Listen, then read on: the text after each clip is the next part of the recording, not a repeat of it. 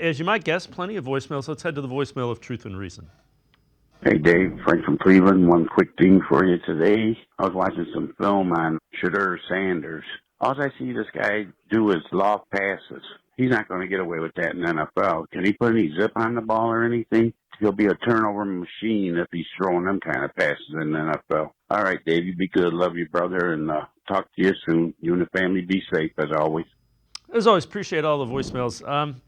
Tim, part of the problem, and earlier in the show, Dan Orlovsky alluded to it, bad offensive line, a lot of plays behind the line of scrimmage because offensive line can't block, no running game. It makes kind of judging what he's done at Colorado very difficult if you're an NFL evaluator. Yeah, and I was watching the interview he had with Pat McAfee saying maybe a quarter of the plays that Shedeur Sanders ran, you kind of that's kind of your where you had to evaluate him. But I think like he said basically, almost half those plays they kind of had to run quick plays at the line of scrimmage just because the offensive line was that bad. I've talked about it so many times that he had no running game. Defenses could just tee off and come after the pass because they were never scared of the running game. And any smart offensive coach is going to just understand that you have to do stuff to help your quarterback out. And I think in that sense, that's more of coaching helping a quarterback out in a bad situation. It's just such a complicated evaluation with Shedeur because the offense he had to play was so specific and oriented a certain way because of who he had around him, especially with the offensive line issues.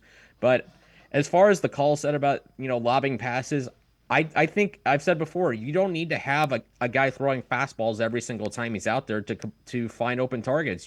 If you have a guy who has perfect touch putting the ball where he needs to be, I think that's more important because if you're a one speed thrower, then that's easy to adjust to for teams. If you're throwing fastballs, you have the potential to put your receiver in danger. You're not going to be able to level those passes in between a corner and a safety, for example, or a linebacker and a safety in certain situations. So you, as a quarterback, it's not just about throwing the ball hard. You have to know where to place it.